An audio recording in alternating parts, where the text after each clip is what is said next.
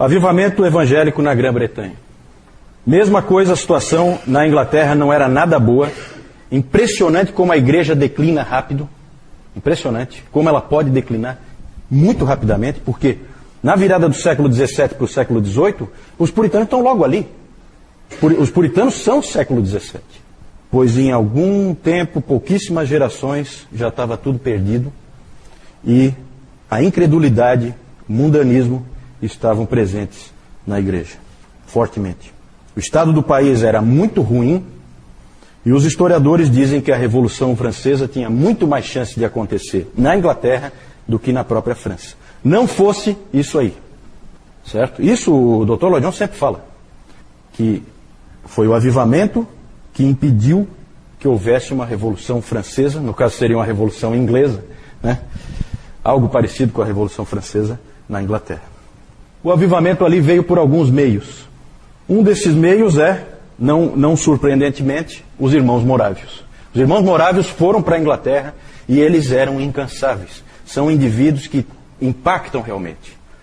É famosa a história do John Wesley atravessando o Oceano Atlântico, tempestade. Ele apavorado, ele era cristão, mas estava apavorado porque ia morrer. E os morávios que estavam com ele na viagem cantavam. Cantavam. E aquilo impressionou ele profundamente. Ele falou, eu sou cristão e eles também. Mas nós não somos iguais. Tem algum problema em mim. Certo? Então os morávios, eles têm um impacto tremendo. Então eles foram importantes para que a Inglaterra fosse alcançada pelo avivamento. Eles pregavam em todo lugar. São indivíduos realmente que chamam a atenção. E, além dos morávios, os metodistas, assim chamados. Ficaram conhecidos como os metodistas. Certo? Hoje existe a igreja metodista, certo? Mas aqui nesse momento, metodistas são alguns indivíduos dentro da igreja anglicana, dentro da igreja da Inglaterra, que são chamados pelos outros de metodistas, certo? E os principais são John Wesley, John e Charles Wesley, irmãos, e George Whitefield. George Whitefield nós vamos falar um pouquinho mais para frente, porque ele é importante tanto na Grã-Bretanha como nos Estados Unidos. Nós vamos falar dele quando a gente falar dos Estados Unidos. Porque talvez lá ele tenha tido mais impacto até do que na própria Grã-Bretanha. Vamos falar um pouquinho dos Wesley. John Wesley era filho de um pastor da igreja anglicana. Samuel e Susana Wesley tinham uma quantidade absurda de filhos, 19. 19 filhos. John é o 15º e Charles é o 18º. Certo? Olha, 19 filhos é coisa. A família deles era uma família cristã, decente, correta. A Susana Wesley é considerada um exemplo de cuidado com a família. Mas não tinha ensinado muito aos meninos sobre a graça de Deus. Os meninos aprenderam a se conformar aos princípios da lei de Deus, a serem corretos diante do Senhor, mas não tinham entendido a graça. Esse é o grande ponto do John Wesley. Ele não conhecia a graça de Deus. Em Oxford, eles foram estudar em Oxford, e tanto o John como o Charles, e lá em Oxford eles fundaram o chamado Clube Santo. O Clube Santo era um grupo de estudantes que se reuniam para se estimularem à santidade. Para que eles se esforçassem, um cobrava do outro e tal, e se ajudavam para que eles pudessem viver uma vida de santidade. Lá eles liam livros como A Imitação de Cristo, que eu falei aqui, até o Newton tinha lá um exemplar, eu mostrei para vocês, A Imitação de Cristo, do Thomas A. Kempis, e também eles liam muito o livro do William Law, um sério chamado A Uma Vida Devotada e Santa. John e Charles acabaram sendo ordenados pastores da igreja anglicana e foram enviados para a Geórgia, nos Estados Unidos, que foi a viagem, né, lá nessa viagem no Atlântico, que houve a tal da situação com os morávios, que eu falei há pouco, certo? O trabalho de John Wesley lá nos Estados Unidos foi um verdadeiro fracasso. Nada deu certo, não conseguiu nada. Deus não queria que ele tivesse sucesso ali. Às vezes as coisas são assim, né? Foi um verdadeiro fracasso. Ele não estava preparado ainda para a obra que Deus tinha para ele.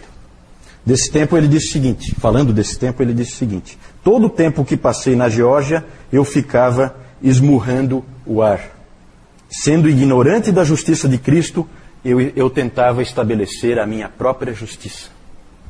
Certo? O grande problema dele qual é? Não sei se vocês já perceberam. Ele não é evangélico. Ele é um indivíduo das obras. Ele crê na Bíblia, ele é ortodoxo, o Clube Santo inteiro, eles eram ortodoxos, eles criam nas verdades bíblicas, mas eles não tinham entendido a graça. Isso é muito comum que cristãos não entendam a graça. Há distorções para todos os lados, e Deus é que acaba abrindo os olhos e fazendo as pessoas entenderem. Como eu disse, Wesley já tinha sido influenciado na viagem pelos morávios, e o interessante é que um dia ele foi a uma reunião de uma sociedade morávia em Londres, na rua Aldersgate, no dia 24 de maio de 1738. Ele foi a essa reunião e lá dentro um daqueles irmãos morávios, né, que os irmãos morávios vocês já podem imaginar, sempre que tem irmãos assim, tem muita pregação leiga. E isso acaba sendo uma força desses grupos. E quando ele entrou, o que estava acontecendo? Um irmão estava lendo Lutero. Olha como é que são as coisas. Ele estava lendo Lutero, comentário de Lutero, a epístola aos Gálatas, né, que Lutero tanto amava. E ouvindo aquela leitura do texto de Lutero, do comentário de Lutero, John Wesley foi então, ele já era cristão, mas ele foi convertido. Né? Tem essas coisas assim. Eles acabam dizendo que ele nasceu numa família cristã, sempre foi cristão. Vocês viram que ele estava no Clube Santo, é um indivíduo extremamente dedicado, mas não tinha entendido a graça. E agora ali ele entendeu ouvindo Lutero, em pleno século XVIII. E aí ele diz assim: eu percebi que agora eu confiava em Cristo, somente em Cristo, para a minha salvação. E uma certeza me foi dada de que Ele removeu meus pecados, até mesmo os meus, e me salvou da lei, do pecado e da morte. Com a conversão, John Wesley se tornou um evangelista vibrante. Um verdadeiro fogo incendiou esse homem. Ele passou a ir para todo lugar pregando o evangelho. Tradicionalmente na igreja anglicana você tem ali a sua paróquia, você não pode sair, porque ali no outro lugar já tem a paróquia do outro. Mas ele não respeitava limites, ele ia em todo lugar pregando o evangelho, muitas vezes, inúmeras vezes, ao ar livre. Esses dois caras, John Wesley e George Whitefield, vocês sempre vão ver retratados pregando ao ar livre. Porque eles são os grandes pregadores ao ar livre. O George Whitefield foi quem começou e o John Wesley fazia a mesma coisa. Muitas vezes eles, por eles serem metodistas, os anglicanos não permitiam que pregasse na igreja. Então eles pegavam lá um caixote, alguma coisa, colocavam, subiam no caixote e pregavam para o povo que vinha ouvi-los. Certo? Mas ninguém segurava. Não tinha como segurar. A teologia de John Wesley não era grande coisa, tá? O Dr. Lloyd Jones, nesse livro aqui, ó, depois de fazer esse curso, vocês vão estar bastante bem preparados para lerem esse livro aqui, ó. É um livro que não é muito trivial, mas que é extremamente edificante. Os puritanos, suas origens e seus sucessores. São as palestras do Dr. Lloyd Jones que ele fazia anualmente na Conferência Puritana e na Conferência Westminster depois. E quando ele fala de John Wesley, Lloyd Jones, ele diz que John Wesley era um indivíduo um pouco confuso, um dos mais confusos da história da igreja, né, em termos doutrinários. Ele era um pouco atrapalhado. Com certeza uma das influências muito fortes nele era da família dele. A família atrapalhava um pouco para que ele pensasse corretamente. Toda a bagagem que ele tinha recebido da família tinha atrapalhado um pouco. Por quê? Porque ele ficou aferrado naquele arminianismo que ele tinha recebido da família. Não vendo que o que ele tinha descoberto sobre a graça não casa com arminianismo. Arminianismo é obras. Certo? Então não fecha. Então era confuso. O Spurgeon foi um pouquinho mais cruel com ele e disse o seguinte: passe para as suas cinzas, mas morte aos seus erros. Porque os grandes erros de John Wesley são os seguintes: o arminianismo é o primeiro, e o segundo, a doutrina esquisitíssima, nunca deu para ninguém até hoje acho que entendeu essa doutrina, a doutrina da plena santificação. certo? Era uma doutrina que ele tinha, baseado lá em 1 João, naquele texto de 1 João 3, isso. 1 João 3,6, o que diz lá em 1 João 3,6? Ele pegava esse texto, 1 João 3,6, todo aquele que permanece nele não vive pecando, todo aquele que vive pecando não o viu nem o conheceu. Ele pegou esse texto e isolou o texto, isolou, né? Todo mundo fala, o próprio Lloyd Jones ele diz, né? O John Wesley escolheu um texto e ignorou todos os outros. Essa é a maneira errada de você ver a doutrina bíblica. Você nunca isola um texto. Você pega o ensino bíblico, não o ensino de um versículo. Você pega o ensino da Bíblia. É assim que a gente trabalha. É assim que é a maneira certa de você entender a palavra de Deus. Então ali ele realmente exagerou. A doutrina da plena santificação é mais ou menos, tá? A ideia de que num determinado momento você pode ser totalmente santificado e você não peca mais. Isso pode acontecer com você. É isso que ele dizia. Só que aí é interessante, porque daí, quando pediam para ele explicar melhor isso aí ele começava a dizer, não, que você continua tendo tropeços, erros, falhas, então, enfermidades. Então não dava para entender, ele começou a colocar um monte de exceções. Claro, porque isso aí, evidentemente, não se comprova na prática na vida de ninguém. Certo? Então, nem na dele. Não, ele nunca disse que ele tinha... Né? Ele falava que o John Fletcher tinha sido plenamente santificado. Sobre ele nunca disse isso. É interessante. Mas realmente é uma doutrina esquisita, não dá para negar. Os Wesley escreveram muitos hinos. Charles Wesley é famoso pelos seus hinos, né? O irmão mais novo do John. Ele escreveu só 6.000 hinos. 6.000 hinos. Tá? Charles Wesley. O trabalho, a pregação e a dedicação dos Wesley levou à formação de um grupo chamado os Metodistas. Eles tinham o hábito de formar sociedades separadas, em que as pessoas que os ouviam ficavam separadas da grande massa da igreja anglicana. Certo? Essas sociedades metodistas, elas acabaram criando espaço para o surgimento de uma nova denominação. E quando John Wesley, em 1784, já estava velhinho, né?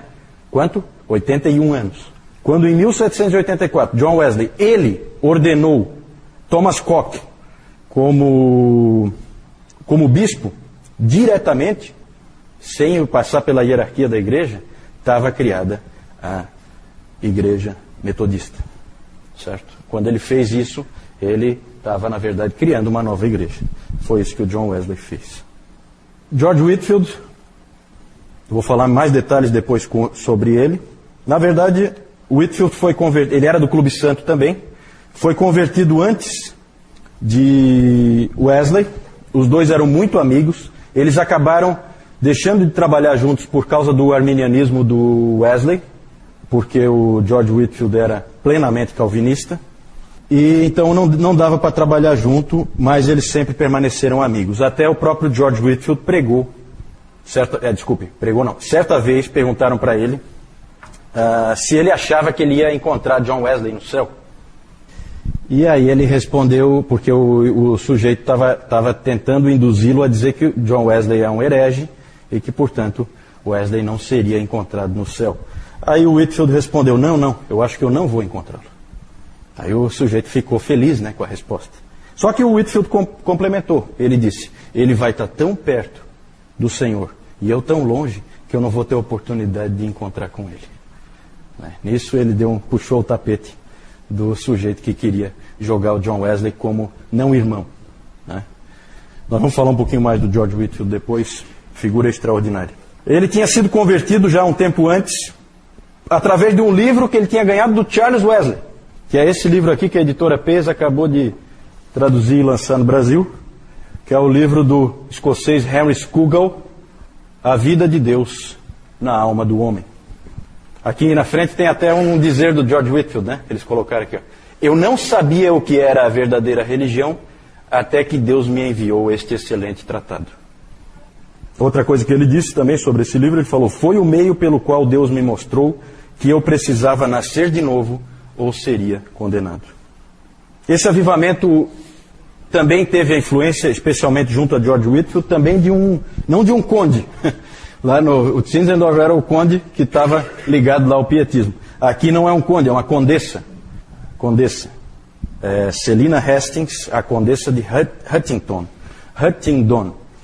Ela foi uma pessoa muito importante porque ela sustentou muitos desses ministros metodistas com os recursos que ela tinha. Ela conseguiu levar essa obra para frente, apoiou eles muito. Foi uma pessoa importante nesse processo todo. Nós não temos tempo de falar aqui, porque nós estamos falando do avivamento evangélico na Grã-Bretanha, e seria muito interessante se a gente pudesse falar dos grandes pregadores do país de Gales, né, que o Dr. Lloyd Jones gostava tanto, ele que era galês, né, como Howell Harris, como Daniel Rowland e William Williams, o compositor de hinos. Não temos tempo para falar deles, tem histórias fantásticas desses homens. Grande obra de Deus também no país de Gales, através desses homens aí. Então Deus estava fazendo uma obra muito grande nesse período, século XVIII. Aí então, só mostrar para vocês o Clube Santo, aqui reunido, esse que está em pé, o John Wesley. Né? Então vocês têm mais ou menos uma ideia. Um grupo de estudantes, vê a seriedade desses jovens aí, né? Só que não tinham entendido plenamente a mensagem